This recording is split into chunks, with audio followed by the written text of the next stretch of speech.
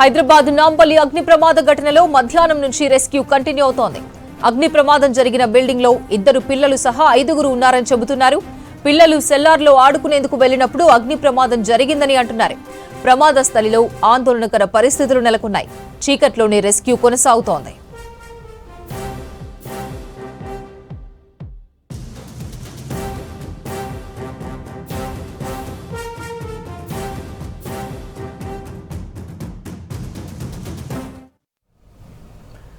అగ్ని ప్రమాదానికి సంబంధించి మరింత డీటెయిల్స్ అజయ్ లైవ్ లో అందిస్తారు. అజయ్, ప్రస్తుతం అక్కడ పరిస్థితి ఏంటి?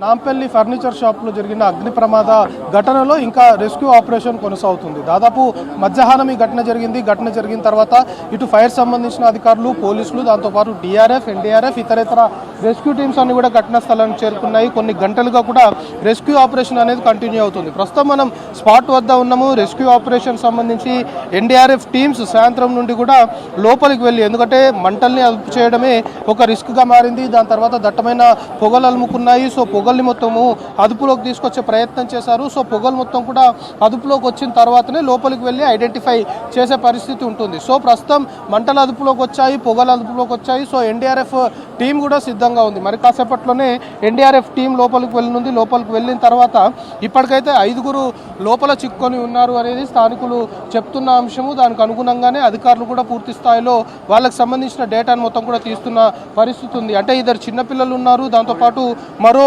3 పెద్దవారు ఉన్నారు అనేది ప్రస్తుతం అందుతున్న ఇన్ఫర్మేషన్. సో ఎన్డీఆర్ఎఫ్ టీమ్స్ లోపలికి వెళ్ళిన తర్వాత వాటన్నిటిని కూడా ఐడెంటిఫై చేసి వాళ్ళు సంబంధించి వాళ్ళ స్టేటస్ ఏ విధంగా ఉంది అనేది మరి కాసేపట్లో తెలిసే అవకాశం ఉంది. సో ఇప్పటికే సిచ్యువేషన్ మనం చూస్తున్నాం. నాంపల్లిలో అగ్ని ప్రమాదం జరిగిన ఘటన వద్ద మొత్తం కూడా ఫైర్ ఇంజన్లతో పాటు అంబులెన్స్ అన్నిటిని కూడా రెడీగా పెట్టారు. అంబులెన్స్తో పాటు ఇటు మెడికల్ టీమ్స్ అన్నిటిని కూడా అందుబాటులో ఉండాలి అంటూ ఇప్పటికే అధికారులు చెప్పిన క్రమంలో మెడికల్ టీమ్స్ కూడా ప్రస్తుతం అగ్ని ప్రమాదం జరిగిన ఘటనా స్థలానికి చేరుకున్నాయి. సో పోలీసులు కూడా అందరినీ క్లియర్ చేస్తున్న సిచ్యువేషన్. రోప్ టీమ్స్ రంగంలోకి దిగాయి.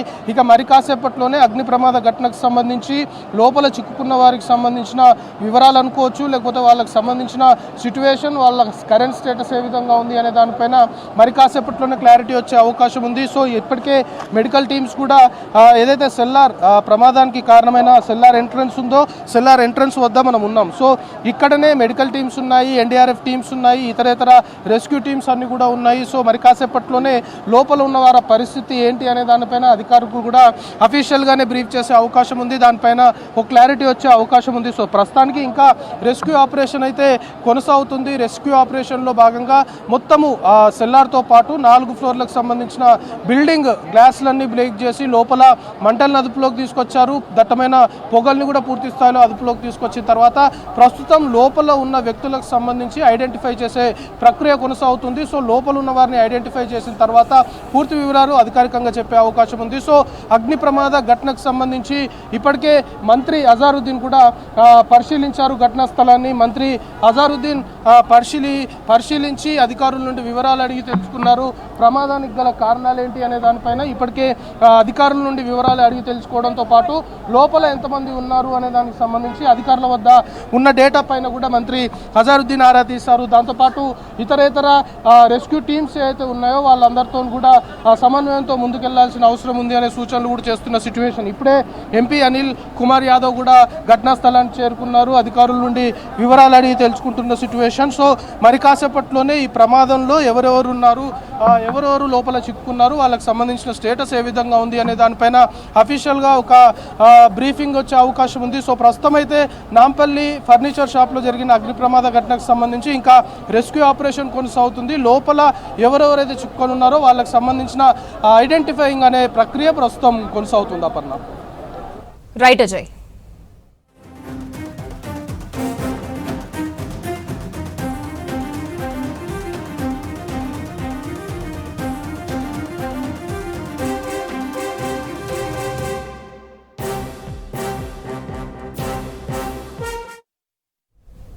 టీ హబ్ ను ప్రత్యేకంగా ఉంచాలని ఇందులో ఇతర ప్రభుత్వ ఆఫీసులు ఉండొద్దన్నారు సీఎం రేవంత్ రెడ్డి. సింగరేణి టెండర్లపై బీఆర్ఎస్ నేతలు తప్పుడు ప్రచారం చేస్తున్నారని ఫైర్ అయ్యారు మంత్రులు. తమ ప్రభుత్వం ఎవరిపై కక్ష సాధించడం లేదని చెప్పారు. ప్రజాపాలనపై విమర్శలు చేయడం తప్ప విపక్షాలకు వేరే పని లేదని ఫైర్ అయ్యారు మినిస్టర్స్.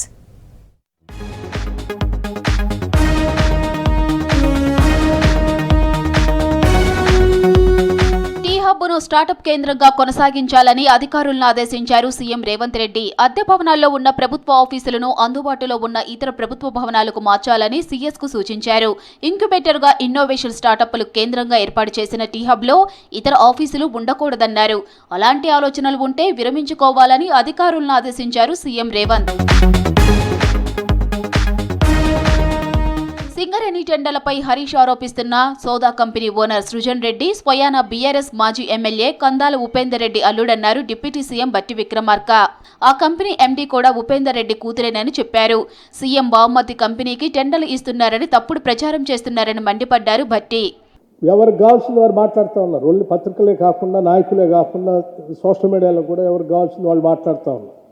సైట్ విజిట్ పెడితే సుజన్ రెడ్డి గారు ఆయన బాబాది కాబట్టి మొత్తం ఆయనకే దారాదత్తం చేయడానికి ఇస్తున్నాను. నేను అడుగుతున్నాను, ఈ సుజన్ రెడ్డి ఎవరు? ఈ సుజన్ రెడ్డి ఆయన కంపెనీ సోదా కన్స్ట్రక్షన్స్ ప్రైవేట్ లిమిటెడ్. ఈ కంపెనీ ఎండి దీప్తి రెడ్డి మాజీ టీఆర్ఎస్ ఎమ్మెల్యే కందాల ఉపేందర్ రెడ్డి గారు కుమార్తె. ఆమె భర్తే ఆయన అల్లుడే సుజన్ రెడ్డి. ఇప్పటికి కూడా ఉపేందర్ రెడ్డి గారు మీ దగ్గరే ఉన్నాడు. ముఖ్యమంత్రి రేవంత్ రెడ్డి గారికి ఏం సంబంధం అసలు? ఎట్లా అంటారు మీరు? కేసీఆర్ హయాంలోనే ఫోన్ ట్యాపింగ్ వివాదాస్పదమైందన్నారు మంత్రి జూపల్లి కృష్ణారావు. బీఆర్ఎస్ పాలనలో ఫోన్లు మాట్లాడాలంటే బీఆర్ఎస్ నేతలే భయపడేవారన్నారు. చట్ట ప్రకారమే కేటీఆర్ హరీష్ కు నోటీసులిచ్చి విచారణ చేస్తున్నారని తెలిపారు. తమ సర్కార్ అక్రమ అరెస్టులు చేయడం లేదన్నారు జూపల్లి. మిమ్మల్ని ఈ సెక్షన్ కాకుండా ఇంకో అంటే 41A కింద ఇచ్చి పోలీసులు అరెస్ట్ చేసే అవకాశం ఉంది. మిమ్మల్ని ఇబ్బంది పడి నిజంగానే రాజకీయ కక్ష చేయాలంటే అంటే పూర్తి చట్టం ప్రకారం ప్రజాస్వామ్య పద్ధతి ప్రకారం చేస్తూ ఉంటే మీరు దుర్మార్గంగా మాట్లాడుతూ మళ్ళీ ఉల్టా చోర్ కోత్వాల్ కూడా అంటేనట్టుగా మీరు మాట్లాడుతూ ఉన్నారు. గ్రామాల్లో అభివృద్ధి పనులపై ప్రతి సర్పంచ్ అవగాహన కలిగి ఉండాలన్నారు మంత్రి వివేక్ వెంకటస్వామి. వార్డుల్లో ఎక్కడెక్కడ ఏం అవసరమో తెలుసుకొని పనులు చేపట్టాలన్నారు. మంచిర్యాల జిల్లా చెన్నూరులో కొత్తగా ఎన్నికైన సర్పంచులతో సమీక్ష చేశారు మంత్రి వివేక్. రాబోయే రోజుల్లో అర్హులైన ప్రతి ఒక్కరికి పెన్షన్ ఇస్తామన్నారు. ఈ నిధులు వస్తున్నాయి కదా, మనకు ఇప్పుడు 20 లక్షలు నిధులు వస్తున్నాయి. ఏదో ఒక కాంట్రాక్టర్ ఉంటాడు, ఆయనను పట్టుకొని 5-10 ఇల్లులు ఇందిరమ్మ ఇల్లులు బేస్మెంట్ వరకు కడితే తర్వాత పైసలు వస్తే వాళ్ళు తీసుకోవచ్చు, అగ్రిమెంట్ చేసుకొని తీసుకోవచ్చు. కానీ ఆ ఇల్లులు కూడా పూర్తిగా అయిపోతాయి. మనకు సర్పంచులకు మంచి పేరు వస్తుంది. రైతులు పంట మార్పిడి సాగు చేయాలన్నారు మంత్రి తుమ్మల నాగేశ్వరరావు. ప్రకృతి వైపరీత్యాలను తట్టుకునే పంటలు పండించాలని సూచించారు. భూపాలపల్లి జిల్లాలో వివిధ అభివృద్ధి కార్యక్రమాల్లో పాల్గొన్నారు తుమ్మల. కేంద్రం నిధుల కేటాయింపుల్లో తెలంగాణకు వివక్ష చూపెడుతుందన్నారు. మన అనేక సమస్యలు పరిష్కారం కాకుండా కేంద్రం అట్టిపెట్టుకుంటుంది. కాబట్టి మన పార్లమెంటు సభ్యులు దెబ్బలాడి మన రైతాంగానికి కావాల్సినవి కానీ ఇప్పుడు ఆయిల్ ఫామే ఉంది. నేను వచ్చేటప్పుడు చూశా, ఈ భూపాలపల్లిలో మనం అనుకున్నంత రైతులు వేయట్లేదు. బీఆర్ఎస్ పార్టీ 10 ఏళ్లు దోచుకొని తిని రాష్ట్రాన్ని అప్పులపాలు చేసిందన్నారు మంత్రి పొన్నం ప్రభాకర్ సీతక్క. ప్రజాప్రభుత్వంపై తప్పుడు ప్రచారం తప్ప బీఆర్ఎస్ కు వేరే పనిలేదన్నారు. కేటీఆర్ సిట్టి విచారణకు వెళ్లొచ్చి సిగ్గు లేకుండా మాట్లాడారని, సొంతం చెల్లినే ఆయన మోసం చేశాడని ఫైర్ అయ్యారు. మహబూబాబాద్ జిల్లా కేసముద్రంలో అభివృద్ధి పనులకు శంకుస్థాపనలు చేశారు మంత్రి పొన్నం ప్రభాకర్ సీతక్క. ఎమ్మెల్యే తర్వాత ఎంపీ ఓడిపోయిండ్రు, దాని తర్వాత స్థానిక సంస్థలు ఓడిపోయిండ్రు, ఉప ఎన్నికలు ఓడిపోయిండ్రు. బర్దాష్కి బాహరే వాళ్ళు ఇలా ఈ ప్రభుత్వాన్ని రోజు విమర్శ చేసేటువంటి నీచ స్థితికి దిగజారుతారు. ఇలా ఫోన్ ట్యాపింగ్ ఎంక్వైరీకి రమ్మంటే మేమేదో కక్షపూరితంగా చేసుకొని మాట్లాడుతూ ఉన్నారు. నీ చెల్లె ఆయన భర్తనే ఫోన్ ట్యాపింగ్ ఏందని అడిగితే జవాబు చెప్పలేరు. మున్సిపల్ ఎన్నికల్లో విజయానికి ఐకమత్యంగా పనిచేయాలని కాంగ్రెస్ కార్యకర్తలకు సూచించారు మంత్రి వాకిటి శ్రీహరి. ప్రభుత్వం అమలు చేస్తున్న సంక్షేమ పథకాలను ప్రజలకు వివరించాలన్నారు. మహబూబాబాద్ జిల్లా తొర్రూరు ఎమ్మెల్యే క్యాంప్ ఆఫీసులో కాంగ్రెస్ పార్టీ ముఖ్య కార్యకర్తల సమావేశంలో పాల్గొన్నారు మంత్రి శ్రీహరి. బీఆర్ఎస్ పాలనలో ఫోన్ ట్యాపింగ్ జరిగింది వాస్తవమన్నారు కాంగ్రెస్ నేతలు.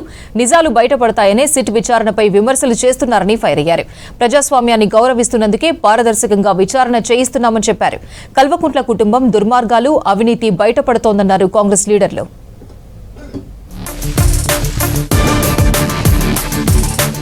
సినీ ప్రముఖులు, జడ్జిలు, వ్యాపారులు, లీడర్ల ఫోన్లను ట్యాపింగ్ చేసి బీఆర్ఎస్ నేతలు కోట్ల రూపాయలు సంపాదించారని ఆరోపించారు ప్రభుత్వ విప్ ఆది శ్రీనివాస్. ట్యాపింగ్ జరిగిందని సొంత చెల్లి కవితే చెబుతుంటే కేటీఆర్ చేయలేదని చెప్పడం విడ్డూరమన్నారు. మా టెలిఫోన్ ట్యాపింగ్ చేయడం ఏంటని చెప్పని ప్రజాస్వామ్యాన్ని తూట్టు పొడిచే విధంగా పరిపాలన జరిగిందని చెప్పని ఓవైపు సినీ తారల, ఓవైపు జడ్జీల, ఓవైపు రాజకీయ నాయకుల వీళ్ళకి సంబంధించిన ఫోన్ ట్యాపింగ్ చేసి అవినీతి అక్రమార్జనకు తెరలేపినటువంటి ఈ రోజు గొప్ప గొప్ప గొప్ప గొప్ప మాటలు మాట్లాడుతూ మా కుటుంబాలు హననం చేస్తున్నారు చెప్పని మాట్లాడు.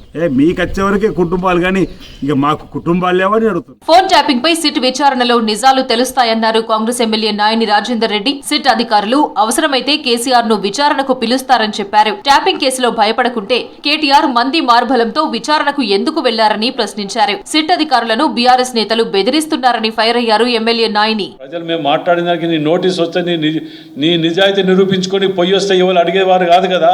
ఈ మంది మార్బలం తోక చుట్టం వేసుకొని పోయినవే నీకు నోటీస్ ఇస్తేనే బట్టలు చింపుకుంటాను. ఇలా నీకు కుటుంబం ఉన్నాయి, నాకు కుటుంబం ఉన్నాయి అని చెప్పి నీతులు చెప్తాను. వీళ్ళని అరెస్ట్ చేసి జైల్లో పెట్టి రౌడీ షీట్లు ఓపెన్ చేయండి వీళ్ళ మీద. ఎందుకంటే అధికారులను గంత డైరెక్ట్ గా బెదిరిస్తున్నారే.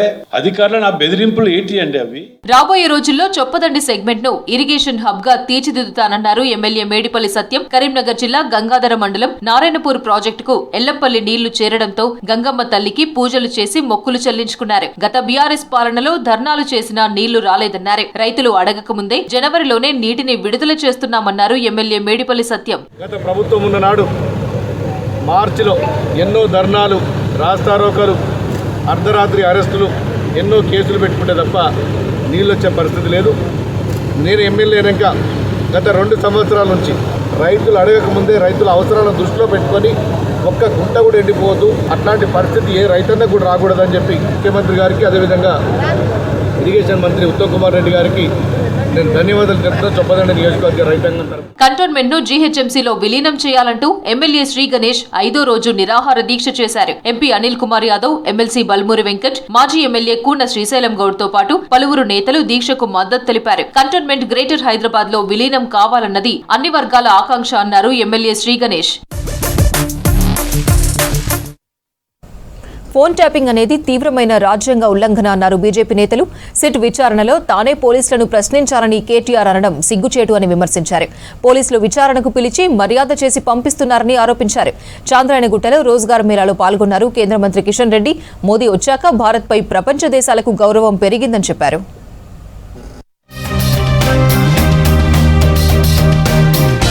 తెలంగాణలో ఫోన్ ట్యాపింగ్ పేరుతో డ్రామా నడుస్తోందన్నారు రాష్ట్ర బీజేపీ చీఫ్ రామచంద్రారావు. ఇన్వెస్టిగేషన్లో పోలీసులు మర్యాద చేసి బయటకు పంపిస్తున్నారని విమర్శించారు. కాంగ్రెస్ బీఆర్ఎస్ రెండూ తెలంగాణ ప్రజలతో ఆటాడుకుంటున్నాయని అన్నారు. ఫోన్ ట్యాపింగ్ అనేది తీవ్రమైన రాజ్యాంగ ఉల్లంఘన చర్య అని, చిత్తశుద్ధి ఉంటే దర్యాప్తును వేగవంతం చేసి అరెస్టు చేయాలన్నారు రామచంద్రారావు. ఇద్దరిని 7 గంటలకు పోలీస్ స్టేషన్లో కూర్చోబెట్టి మర్యాదలు చేసి మళ్ళీ పంపిస్తున్నారు. వాళ్ళు బయటకు వచ్చి ఏం లేదని వీళ్ళంటాము, వీళ్ళు విచారించడం చాలా విషయాలు తెలిసాయని చెప్పి పోలీసు వాళ్ళు అంటాము. ఏది ఉన్నప్పుడు కూడా 2 పార్టీలు కూడా బీఆర్ఎస్, కాంగ్రెస్ తెలంగాణ ప్రజలతోనే దాగులు బూగులు ఆడుతున్న విషయాన్ని మనం స్పష్టంగా అర్థం చేసుకోవాలి. తీవ్రమైనటువంటి ఒక రాజ్యాంగ ఉల్లంఘన జరిగినటువంటి ఒక అంశాన్ని ఎందుకు ఇప్పటివరకు దాని మీద అరెస్టు సరిగా చేయట్లేదు? ఫోన్ ట్యాపింగ్ కేసు సిట్ విచారణలో తానే పోలీసులను ప్రశ్నించానని కేటీఆర్ మాట్లాడడం సిగ్గుచేటన్నారు కేంద్ర మంత్రి బండి సంజయ్. 10 ఏళ్ల కేసీఆర్ పాలనలో ఫోన్లు మాట్లాడాలంటేనే భయపడాల్సిన పరిస్థితి ఉండేదన్నారు. అందుకే తెలంగాణ ప్రజలు వాట్సాప్ కాల్కు అలవాటు పడ్డారని తెలిపారు. పార్టీ ఆఫీసులో మీడియాతో చిట్చాట్ చేశారు బండి సంజయ్. కేసీఆర్ ప్రభుత్వంలోని 4 సింగరేణిని దోచుకున్నారని ఆరోపించారు. ఈ ఫోన్ సోషల్ మీడియా అవగాహన వ్యక్తి కూడా వాళ్ళ భార్య ఫోన్ చేయాలని కేసీఆర్ ఫోన్ ఇట్లుంటే అందుకే వాట్సాప్ కాల్ మాట్లాడుతున్నా అని చెప్పుకున్నారు. టెక్నాలజీ మెన్షన్ బాబు బయటకు వచ్చి నన్ను ఈ ప్రశ్న అడిగారు, ఆ ప్రశ్న అడిగారు, నేను ఉల్టా ప్రశ్న అని చెప్పి ఆయన చెప్తాడు. లేదా మేము ఇది అడిగామని వీళ్ళు చెప్తారు. వచ్చే 25 ఏళ్లు భారత యువతకు ప్రపంచమంతటా అనేక అవకాశాలు ఉంటాయన్నారు కేంద్ర మంత్రి కిషన్ రెడ్డి. యువతను దేశాభివృద్ధిలో భాగస్వామ్యం చేసేందుకు మోటివేట్ చేయాలన్నారు. ఒకప్పుడు భారత్ అంటే చులకన భావం ఉండేదని, మోదీ వచ్చాక గౌరవం పెరిగిందని చెప్పారు. భారత్ లేకుండా ఇప్పుడు ఏ ప్రపంచ స్థాయి సమావేశాలు జరగవన్నారు. చాంద్రయానగుట్ట సిఆర్పీఎఫ్ గ్రూప్లో రోజ్గార్ మేళాలో పాల్గొన్నారు కేంద్ర మంత్రి. ఆపరేషన్ సింధూర్ భారత సైన్యంపై ప్రశంసలు కురిపించారు. వచ్చే 25 సంవత్సరాలు మరి భారతదేశం యువతకు ప్రపంచంలో అనేక రకాల అవకాశాలు ఉంటాయి. అదృష్టవశాత్తు ఈరోజు ప్రపంచంలో భారతదేశం అంటే ఒక గౌరవం ఉంది. గతంలో భారతదేశం అంటే గౌరవం ఉండేది కాదు. ఇదో పేదరిక దేశము, వీళ్ళు అప్పుల కోసం వస్తారు, ఈ దేశంలో ఎప్పుడు అవినీతి కుంభకోణాలు ఉంటాయి. ఈరోజు ఆ రకంగా కాదు. ప్రపంచంలో ఏ విషయం జరిగినా కూడా ఈరోజు భారతదేశానికి సంబంధించినటువంటి 140 కోట్ల మంది ప్రజలు, భారతదేశానికి సంబంధించినటువంటి ప్రధానమంత్రి గారి పేరు లేకుండా ఈరోజు ప్రపంచంలో ఏ సమావేశాలు జరగవు. సింగరేణి పర్యటనలో భాగంగా రేపు కొత్తగూడెంలో పర్యటించనున్నారు కేంద్ర మంత్రి కిషన్ రెడ్డి. సింగరేణి అధికారులతో సమీక్ష నిర్వహించనున్నారు. బొగ్గుగని టెండర్ల రద్దు విషయంలో వివాదం కొనసాగుతున్న సమయంలో కేంద్ర మంత్రి సింగరేణిలో పర్యటించడం ఆసక్తికరంగా మారింది. ఓటర్ లిస్టుల ప్రక్షాళన పేరుతో దేశమంతా ఓట్ చోరీ జరుగుతోందన్నారు ఎల్ఓపీ రాహుల్ గాంధీ.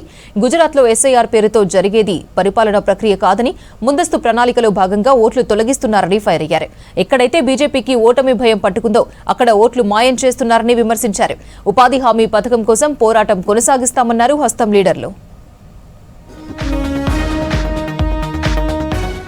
దేశవ్యాప్తంగా ఎస్ఐఆర్ అమలు అవుతున్న రాష్ట్రాల్లో భారీగా ఓట్ చోరీ జరుగుతోందన్నారు ఎల్ఓపీ రాహుల్ గాంధీ. గుజరాత్లో ఎస్ఐఆర్ పేరుతో జరిగేది పరిపాలనా ప్రక్రియ కాదని, ముందస్తు ప్రణాళికతో వ్యూహాత్మకంగా ఓట్లు తొలగిస్తున్నారని ఫైర్ అయ్యారు. ఒకే పేరు ఉందనే కారణంతో వేలాది ఓట్లు తీసేయడం అత్యంత దారుణమన్నారు. ఇది ప్రజాస్వామ్యానికే ప్రమాదకరమని ఆవేదన వ్యక్తం చేశారు. ముఖ్యంగా కాంగ్రెస్ పార్టీ బలంగా ఉన్న బూతులను కొన్ని నిర్దిష్ట సామాజిక వర్గాలను లక్ష్యంగా చేసుకుని ఓట్లను తొలగిస్తున్నారని ఆరోపించారు రాహుల్.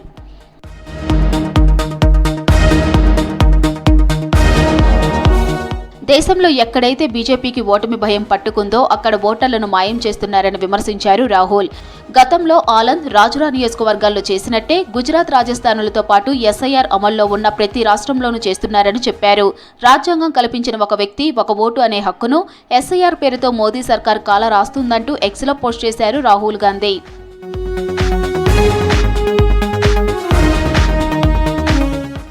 మోదీ సర్కార్ ఉపాధి హామీ పథకం పేరు మార్చడంపై తీవ్ర ఆగ్రహం వ్యక్తం చేశారు ఏఐసీసీ చీఫ్ ఖర్గే. పేద ప్రజలకు మేలు చేసేందుకు మాజీ ప్రధాని మన్మోహన్ సింగ్, సోనియా గాంధీ కలిసి ఎంజీ నరేగా స్కీమ్ తెచ్చారని చెప్పారు. దీన్ని నాశనం చేయడమే మోదీ సర్కార్ లక్ష్యంగా పెట్టుకుందన్నారు ఖర్గే.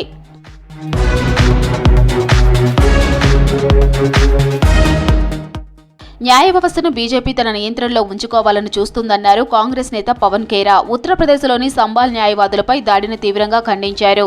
ప్రశ్నించిన న్యాయవాదులను బలవంతంగా బదిలీ చేయడం మోదీ సర్కారుకు అలవాటేనని విమర్శించారు. గతంలో ఢిల్లీ అల్లర్లు, రాజస్థాన్లో అదానికి వ్యతిరేకంగా తీర్పు ఇచ్చిన జడ్జీలను బదిలీ చేశారన్నారు ఖేరా. कोई ऐसा वर्ग इस देश में आपको नहीं मिलेगा जो परेशान नहीं है. वो छात्र हो, नौजवान हो, महिलाएं हो, किसान हो, मजदूर हो, संत हो, मिडिल क्लास हो, वकील हो, कोई ऐसा वर्ग नहीं है जो इनसे परेशान नहीं. దేశంలోని ప్రతి వ్యవస్థను ఎన్డీఏ సర్కార్ భ్రష్టు పట్టిస్తోందన్నారు కాంగ్రెస్ నేతలు. రాజ్యాంగ సంస్థలను దుర్వినియోగం చేస్తున్నారని ఫైర్ అయ్యారు. ప్రజలే బీజేపీకి బుద్ధి చెబుతారన్నారు హస్తం లీడర్లు. భారత్ సంస్కరణల పథంలో దూసుకెళ్తోందన్నారు ప్రధాని మోదీ. దేశాన్ని అన్ని రంగాల్లో అగ్రగామిగా మార్చడమే ఎన్డీఏ సర్కార్ లక్ష్యమని చెప్పారు. బీజేపీ పాలనలో ఉత్తరప్రదేశ్లో భారీగా పేదరికం తగ్గిందన్నారు కేంద్ర మంత్రి Amit Shah. North India growth ఇంజన్గా యూపీ మారుతోందని చెప్పారు. ఆధునిక ప్రపంచం ఓ మహాభారతంలా మారిందన్నారు బీజేపీ నేతలు. దేశవ్యాప్తంగా జాబ్ మేళాలతో యువతకు ఉపాధి అవకాశాలు పెరిగాయన్నారు ప్రధాని మోదీ. ప్రభుత్వ ఉద్యోగ నియామకాలను మిషన్ మోడ్లోకి తీసుకొచ్చామని చెప్పారు. 18వ రోజ్గార్ మేళాలో వర్చువల్ గా పాల్గొన్న ప్రధాని కొత్తగా ఎంపికైన దాదాపు 61,000 మందికి నియామక పత్రాలు అందజేశారు. సంస్కరణల దేశంగా భారత్ ఎదుగుతోందన్నారు పీఎం మోదీ. ये विकसित भारत के निर्माण को गति देने का संकल्प पत्र है. आप में बहुत सारे साथी देश की सुरक्षा को मजबूत करेंगे. हमारे एजुकेशन और हेल्थ केयर इकोसिस्टम को और सशक्त करेंगे. रोजगार, स्वरोजगार के अवसर देना ये हमारी सरकार की प्राथमिकता रही है. ఉత్తరప్రదేశ్లో పేదరికాన్ని పూర్తిగా నిర్మూలించడమే బీజేపీ సర్కార్ లక్ష్యమన్నారు కేంద్ర మంత్రి అమిత్ షా. 2047 15 ఆగస్టు నాటికి యూపీని అన్ని రంగాల్లో అగ్రగామిగా నిలుపుతామని చెప్పారు. లక్నోలో జరిగిన యూపీ దివస్ వేడుకల్లో పాల్గొన్న షా పలు అభివృద్ధి పనులకు శంకుస్థాపనలు చేశారు. నార్త్ ఇండియా గ్రోత్ యూపీతో ముడిపడి ఉందన్నారు అమిత్ షా.